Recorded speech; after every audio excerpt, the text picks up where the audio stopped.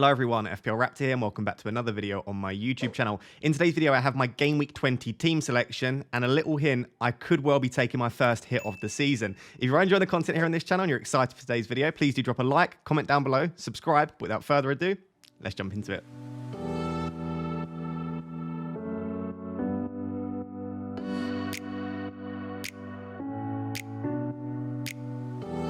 So guys, wasting absolutely no time at all today, jumping straight into it. For Game Week 20, I have 2 free transfers and 0.4 million in the bank. As always, I will show you my team without any transfers, and then I will show you my possible transfers for this week. And I'll be completely honest, I think this week, more than any this season, I just have so many possibilities. So I'm definitely going to need your help. So after you've seen my team, tell me what you would do if you had my team. And then once you've seen my transfer options, I want you to tell me which one you like the most. And hopefully some of you will come up with some creative ideas as well. So with my team, like I said, 2 free transfers, so loads of possibilities.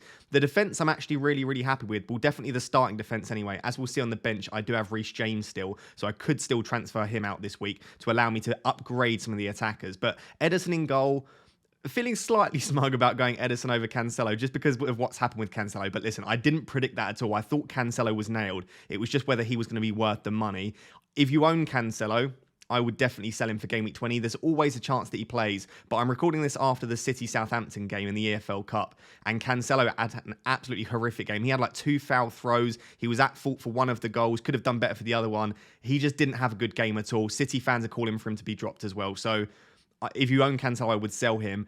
I don't necessarily think the City defence have been fantastic, but they are still the best defence in the league over the last 5 game weeks and across the season for expected goals conceded. So I think if you own Ederson, you definitely start him. You're happy to have him.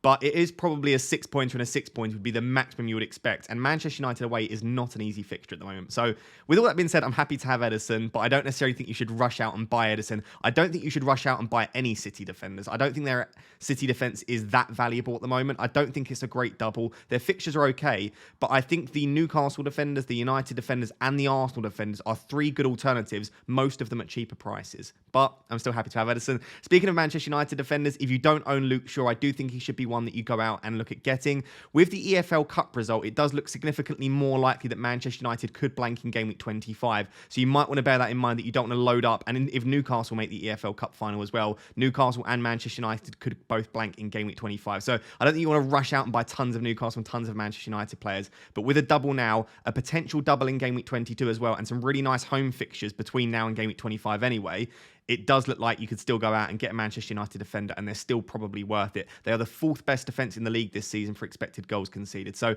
very happy to have Luke Shaw. Not the greatest double from a defensive perspective, but hopefully picks up 1 attacking return and maybe 1 clean sheet, and I'd be pretty happy with that. The other 2 defenders, on paper, if you looked at the fixtures, Fulham and Forest should go. They're 2 great fixtures, but I do think that Fulham still attack extremely well. Mitrovic, Andreas, they've done really well this season. Fulham, in general, have had a really good season. I think we need to start considering Fulham as a slightly more tricky fixture. That being said, Newcastle are one of the best defences in the league this season. They're 3rd for expected goals conceded. They're top for clean sheets as well. Trippier has only blanked in like 2 game weeks this season or something ridiculous like that. He's been absolutely exceptional. I'm going to start Trippier every week. And whilst I do think Fulham have been good, I do still back Newcastle to keep a clean sheet in pretty much every game. So I'm happy having Trippier. And then Castagna against Forest away. Forest have been really good recently. They obviously got through the EFL Cup. They're playing against Manchester United in the semi-finals. They've been really good. And like I said in my previous Game Week preview video, they are the 6th best defence in the league over the last 5 weeks. They've been pretty good going forward as well. And I would back them to win most games at the City ground. So whilst I still think Castagna against Forest is a decent game, I would have much preferred it earlier on in the season. I actually think Forest are starting to show signs of improvement. That is the defence, though, and I'm really happy with it. I don't think I'll be changing the starting defence. Like I said, I do have Reece James on the bench. If I downgrade Reece James, that does give me funds. There are potential to change my defenders, but the starting defence probably won't change. Let's move on to the midfield. So moving on to the midfield, and this is probably where the bulk of changes will happen because I'm missing a few key players, and I've also got a couple of questionable players in there as well. We'll start with the 2 players that won't be changing. I'm going to keep Martinelli. I do think Ødegaard is the Arsenal attacker to own at the moment. I'll probably be looking to get Ødegaard on top of Martinelli and Ben White that I already have. If you already own Triple Arsenal and you don't own Ødegaard, there is justification to sell the likes of Martinelli and Saka, or even sell one of your Arsenal defenders to get Ødegaard in. Not only does his data look great, he's massively passing the eye test. He's the captain. You know he's nailed. And Arsenal's fixtures do start to clear up soon as well. They've got the double in 23. So I do want to own Erdegaard. It will probably be on top of Martinelli, though I probably won't be selling Martinelli, at least for the next few weeks. And Rashford, obviously, is one of the most in-demand players this week. He's the most transferred-in player. And I've seen a lot of people looking at captaining him, right? He's got my vice captain at the moment. I will not be captaining Rashford. I'll not be triple captaining Rashford at any point. I still think that almost every single week, unless there's another player for double and he doesn't, Haaland is the best captaincy option. And I'm pretty sure, it might not be in Game Week 20, I'm going to discuss that in a second. I'm pretty sure I will triple captain Haaland at some point this season as well. I just think he's the player with the highest upside. He's the player with the most consistent data and the most consistent returns. But if you are at a really low rank, or if you play FPL for fun, or if you play FPL for mini leagues, Rashford is an absolutely fine captaincy option this week. It's probably the best time to captain a player such as this. He scored at 7 home games in a row. Man City at home isn't a great fixture, but City don't look great. Manchester United do. I would back Rashford to get a couple of chances, and Palace aren't the same team as they were last season. So it's not a bad double. I don't mind it, but for me, I'm probably not going to do it. The two players that are quite possibly going to both be transferred out, I'll discuss that in my transfer plans section in the next part, is Foden and Salah. I'll start with Salah. I don't actually have an issue with Salah. His data is actually stronger than Kevin De Bruyne's and similar to Kane's. The issue is Kevin De Bruyne has 2 extra fixtures on top of Salah. In Game Week 20, he's got an extra fixture, and in Game Week 23 as well. Obviously, there's a small chance that Liverpool still get a Game Week 21 double, although that is looking significantly less likely because we're still yet to have an announcement. So with the 2 extra fixtures, I do wonder, is De Bruyne worth it? Slightly worse data, but City are the better team, and with the extra 2 fixtures and possible doubles in the future, I think I might make the switch to De Bruyne. Now, the other thing to bear in mind is I don't need to sell Salah to get De Bruyne. I could sell Foden and rejig the funds a little bit, as I'll discuss in the next section. And I am keen to hold on to Salah. Like I said, it's not that I have an issue with Salah, but if you were to put me on a wildcard this week, if you gave me unlimited transfers, I would rather own De Bruyne than Salah. So I sit there and think, well, then I should just transfer Salah to De Bruyne. That makes more sense. So I am looking at getting De Bruyne in this week, as you can see by the thumbnail and as you'll see in the next section. But I don't have to sell Salah to do it. The player that I do have to sell, and I'm pretty happy to sell, to be honest, is Foden. So Foden played, I think he played 90 minutes in the EFL Cup game. He just doesn't quite look at it. I am pretty certain that Grealish and Mahrez are Pep's first choice wingers at the moment. And I would argue that Alvarez is probably third choice. Then you've got the opportunity to play Bernardo Silva on the right as well. It is pretty much Grealish or Foden on the left. Maybe you could play Cole Palmer out there. I just don't think Foden's first choice. I would be very, very shocked if Foden plays both in the double. I wouldn't be surprised to see him play one, probably the Tottenham at home game. But I guess what I'm thinking is long term, I want De Bruyne. And I think if I can get De Bruyne in, maybe with Salah or instead of Salah, alongside Haaland, that's not only good for Game Week 20, but also Game Week 23 when they've got another double, and even long term after that as well. I prefer De Bruyne to Foden, and I've got great team value. As you can see this year, I've got 104 million at the moment with 0.4 in the bank. So I can actually put together either a very good freemium with like Salah, De Bruyne and Haaland, or even like Kane, Haaland and De Bruyne, and the team still looks good. Or I can just put together a really good team with KDB instead of Salah. So I think I'm leaning towards, I've pretty much committed to selling Foden for De Bruyne, as we'll discuss in the next section. It's just whether I want to sell Salah as well to keep a 2 premium draft, if I want to load up on the premiums and go for a 3 premium draft. So these are the things that I'm considering at the moment. Let's move on to the attack, the bench, and then look at those potential transfer options. So moving on to the forwards and the bench. Haaland, there's absolutely nothing to say about owning and captaining him, in my opinion anyway. The big debate is whether we triple captain him, which I'll get to at the end of this section. So I'll come back to captaincy. But Haaland, if you've not got him yet, what are you doing with your team? Then moving on to Darwin, I've got a bit of a love affair going with Darwin. Over on Twitter, I joke about it a lot, and also on YouTube a little bit as well. I just think that I want to keep Darwin. It's my opinion. It's my team. It's what I want to do with the team. I understand that he's not converting the chances at the moment, and he can have 55 XG in every game. And if he's not going to score the chances that he gets, then it doesn't really matter. And like I said, I always understand that perspective that you guys out there would rather someone that converts the chances than gets tons of chances and misses them all. I still think that he will start converting those chances soon, because what we've seen in the past over the last 4 or 5 seasons is he does score goals and he does convert chances. And even this season at points, he's taken some goals really well. So I don't buy for a second that Darwin's a terrible finisher and a terrible player. And the fact that he's getting so many chances, even if he isn't a great finisher, he will still start scoring goals soon. So for me, none of my transfer plans involve selling Darwin. Of course, let me know down below in the comments if you would. That's absolutely fine. You can give me some options that involve selling him. But for me, I want to keep him a little bit longer at least. If in 3, 4, 5 weeks he's still not scoring, maybe I'll have to cut my losses then. I want to give him a little bit longer though. You do not have to do that. You can own your team and do whatever you want with your team. The third striker is Mitrovic. And pretty much most of my options this week involve selling Mitrovic. Now, I don't think you have to. I don't think the fixtures look as bad as maybe they do at a first glance. I think when you first look at it, especially because of the FDR colouring on the official FPL page, they maybe look like really tricky fixtures. Newcastle away is a tricky fixture, but like I said, Fulham are a good team this year, and we've seen no reason that should slow down them scoring goals and performing really well. So I don't think keeping Mitrovic is an issue.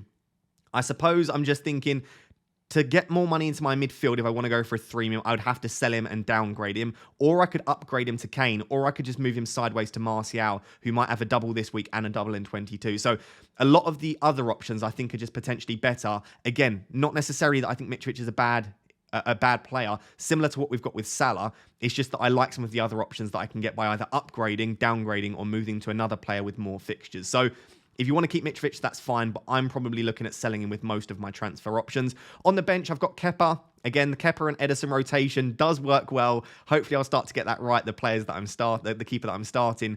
James, I don't need to sell James because I've got White, Shaw, Trippier, and Castagna, who actually rotate really well as a 4. But he's going to probably go down again at some point, and he's just sat there on my bench waiting. He is back on the grass, so he is training individually. I still think he's probably like 3 to 4 weeks at least away from getting back into proper team training. So I don't think we'll have him back in our teams for a while. And even once he is back playing in the first team, they probably won't rush him back because that's the mistake they made before. So I still think James is a sell. I just don't need to rush that unless I want to use the funds that I can get from selling James, as we'll see in a second. Andreas is fine as a 5th mid for now, unless I want to switch to like a 3-5-2. And then Ben White, again, moving forward is fine. If I have to play White this week, I don't think it's a huge issue against Tottenham. Tottenham don't look great at the moment, but I would rather keep him on the bench. So that is the team. Final thing to discuss is around Haaland triple captain. Now, I'll be completely honest. At the start of the week, I would say I was probably like between 20 and 30% on triple captain Haaland in Game Week 20. And I discussed it in my Game Week preview video. I discussed the reasons for that, which I'll go over in a little bit. And I'm probably now sat at about 50-50. Now, I'm going to start with the pros, then quickly talk about the cons, and then talk about the reason that I'm currently really, really struggling to decide. So the pro for triple captain in Haaland in Game Week 20, there are 2 main pros for me. The first is expected minutes are going to be very high. And what we mean by that is we expect him to probably play close to 180 minutes. The reasons for that is City need to win games at the moment because they're falling behind Arsenal. It's 2 relatively tricky games on paper against 2 other big teams. So they need to win both games. They're pretty tricky fixtures, you would say, even though Tottenham haven't been playing that well. And there's no UCL rotation at the moment. Because there are no UCL games, there's no issue with him maybe being rotated, because we know Pep's real goal this season is to probably win the Champions League with Manchester City. We know he's wanted to do that for a while. So maybe later in the season, we might start to see some more rotation, especially if City progress through the Champions League. Whereas at the moment, there's no issues with rotation. He was rested in the EFL Cup tonight. So by all accounts, we're expecting Haaland to play a lot of minutes. That's the first major positive. The second major positive of triple captaining in Game Week 20 is that all of the doubles later in the season, you might be playing other chips. So there are 3 big doubles that are coming at the end of the season. Game Week 29, Game Week 34, and Game Week 37. Now, Ben Krellin over on Twitter, the guy that predicts blanks and doubles, has predicted that blank Game Week 28 and blank Game Week 32 won't be particularly difficult blanks to navigate. At the moment, it doesn't look like anyway. The reason that I bring up blank game weeks alongside the doubles is normally you would play a free hit in a blank game week. If the blank game weeks are fine and we don't need the free hit in the blanks, we could potentially play the free hit in a double game week instead. If you're not following, let me recap. What that means is you've got a free, unless you've used some of these chips already, of course, you've got a free hit, a triple captain, a wild card, and a bench boost, so 4 chips to play in and around 3 double game weeks. So let's say you do something like free hit in game week 29, wild card in game week 33, bench boost in game week 34.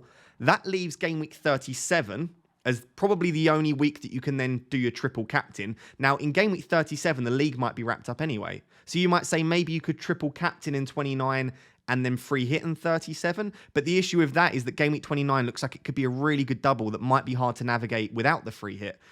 If you've not followed any of that, I guess what I'm saying is we've probably only got 3 big double game weeks left in the season, 29, 34, and 37. But for a lot of us, we've got quite a few chips left, mainly the bench boost and wildcard that we want to try and navigate the doubles with, and also maybe a free hit too. So I'm wondering, yes, we're saying game week 34 might be a great week for the triple captain, but I'll probably play my bench boost there because it looks like it could be a good double in general. 37 might feel a bit late, and 29, like I said, we might struggle to deal with that without a wildcard, so I'd probably free hit. So I'm looking ahead to these other double game weeks that look like they could be better on paper. Like I said, game week 34 could be Fulham and Bournemouth for Haaland, but I might want to play my bench boost that week anyway. So, or a free hit. So I don't know if there actually will be that many better opportunities in the future. And I guess the third reason on top of that is the triple captainship doesn't tend to be that great anyway. Last season, it was amazing with Salah and De Bruyne both getting monster scores, like 27 and 30 points. That doesn't happen very often. In a lot of seasons, you're going to get like 8 to 10 points from your triple captain. So I'm wondering, do we just play it now and not hope for a hypothetically better opportunity in the future? Because we've got all of these other chips to play and it's just one less headache to have.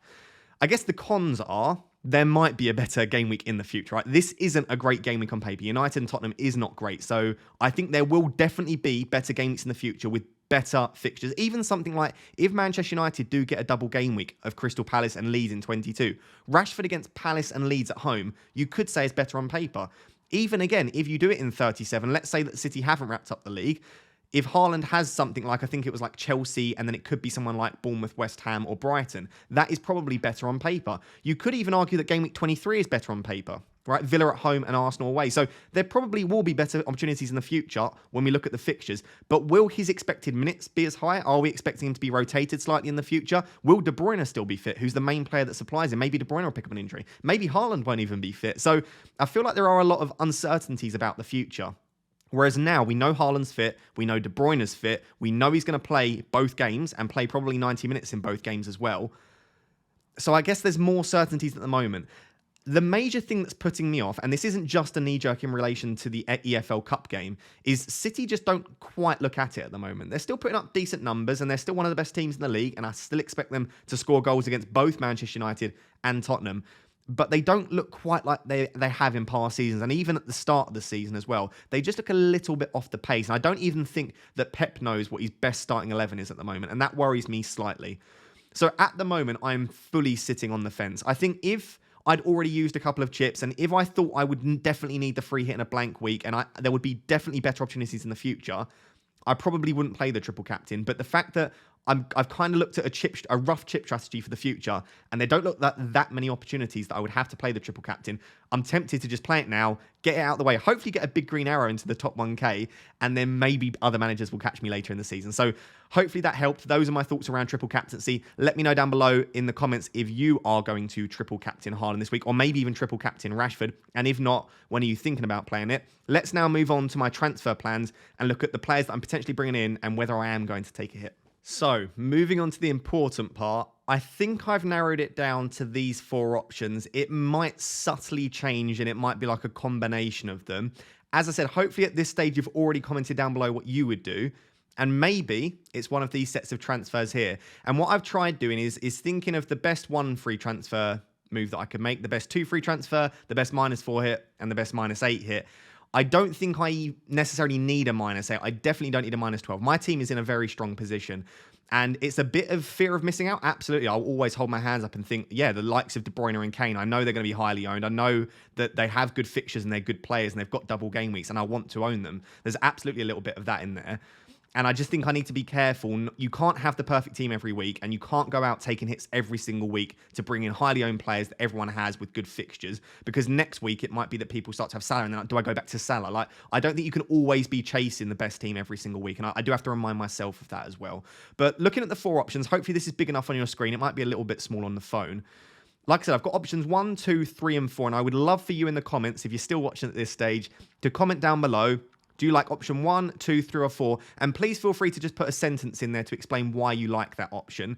and they all move the team in different directions. So as well as looking at the transfers, think about the direction that this moves the team in. So option 1 is nice and simple, a 3-4-3. This is if I decide I'm going to keep Salah and I'm not going to move for De Bruyne, and I'm going to keep Foden in my team as well.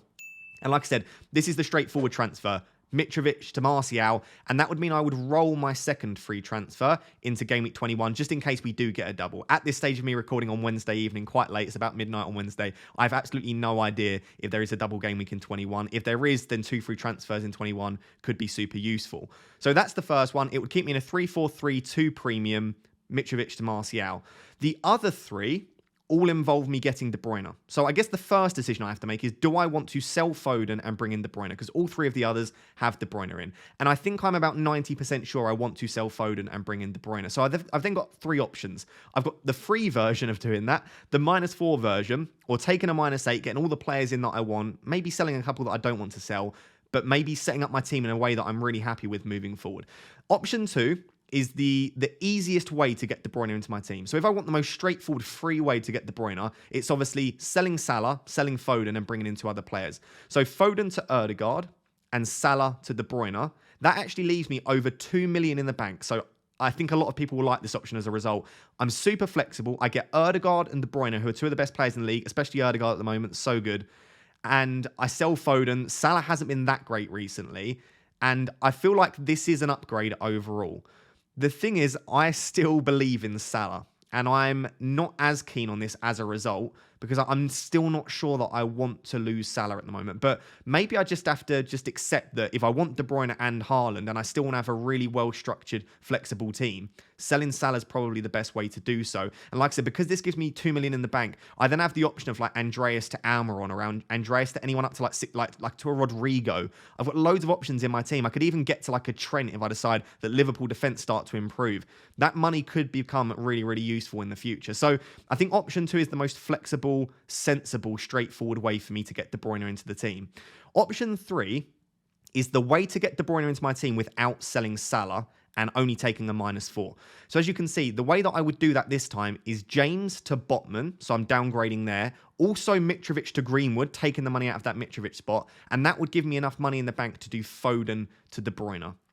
Now, the thing that I like about this is I get De Bruyne and I don't have to lose Salah. And to be honest, I sell James, who is injured anyway, and Mitrovic is probably the player I'm happiest losing in my starting 11 at the moment outside of Foden. So I'm losing Foden, who I think De Bruyne is such a big upgrade, I don't mind at the moment anyway. James is injured, and Mitrovic I'd probably be selling anyway in one of the other transfer combinations.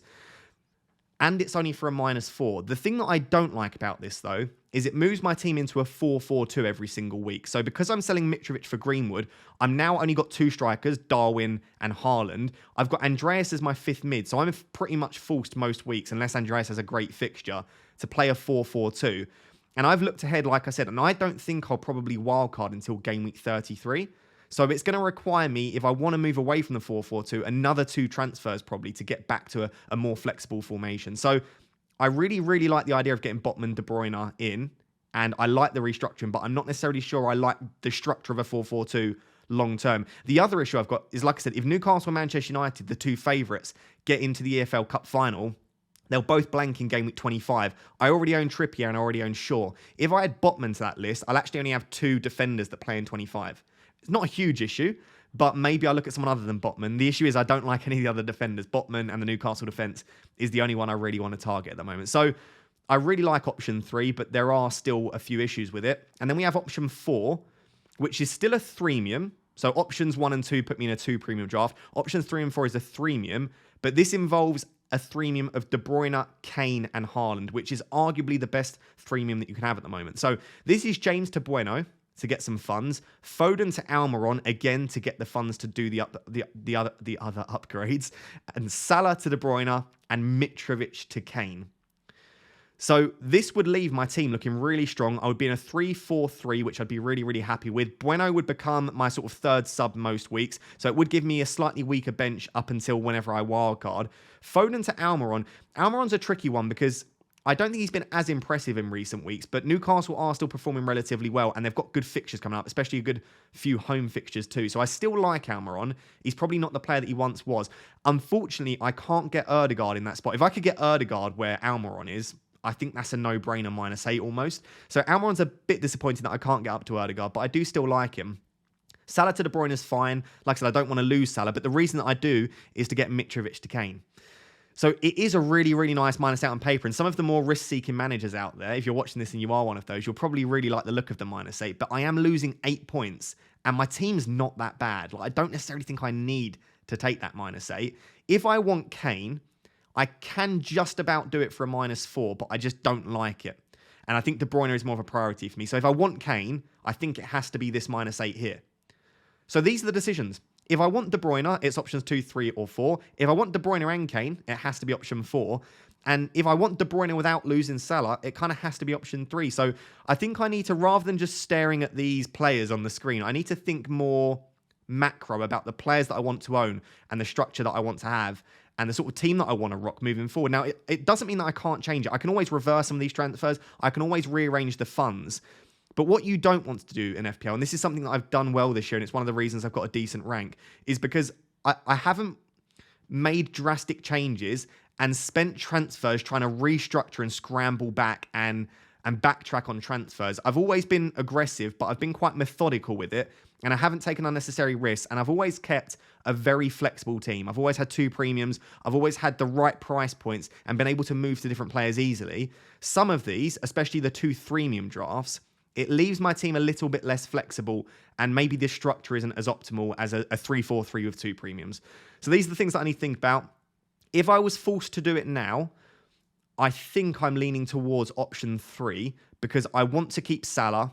I should say, by the way, option 3 and option 4 are like a 3.5 premium because I'd still have Darwin as well.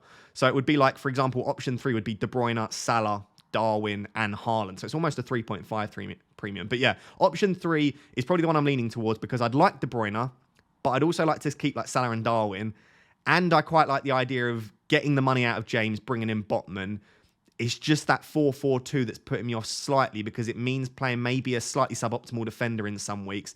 And it doesn't leave me many positions to change around for future double game weeks. Like I can't do Greenwood to a striker if I want to for a double. I can't do Andreas because I wouldn't have to another midfielder because I don't have much money in the bank. So I think it leaves me a little bit inflexible moving forward. But there it is. Please let me know down below what you would do with my team. Let me know if you like any of these 4 options. And also let me know down below if you have any dilemmas you would like me to help with. So guys, there you have it. That is my Game Week 20 team selection video done and dusted. Hopefully this was helpful for you to talk through some of my thoughts. These videos are a little bit raw just because I don't know until right at the last second what I'm actually planning, so I can't tell you exactly. But I actually think that sometimes these kind of messier videos where I'm talking through some of my thought processes actually help you guys more because you understand the way that I think. Rather than me just rocking up and saying, I've done Salah to De Bruyne, you actually have a bit of reasoning behind the different things that I'm thinking about. So hopefully this has been helpful for you. Just a quick reminder that the deadline is on Friday this week. So there will be a Friday sort of afternoon to evening UK time deadline stream 2 hours before the deadline. And that's when I'll probably be making and confirming my transfers on that deadline stream. So don't miss that. Turn on your notifications. Drop a comment down below. Make sure to like the video. Subscribe as well. But until next time, thank you very much for watching. Cheers. Bye-bye.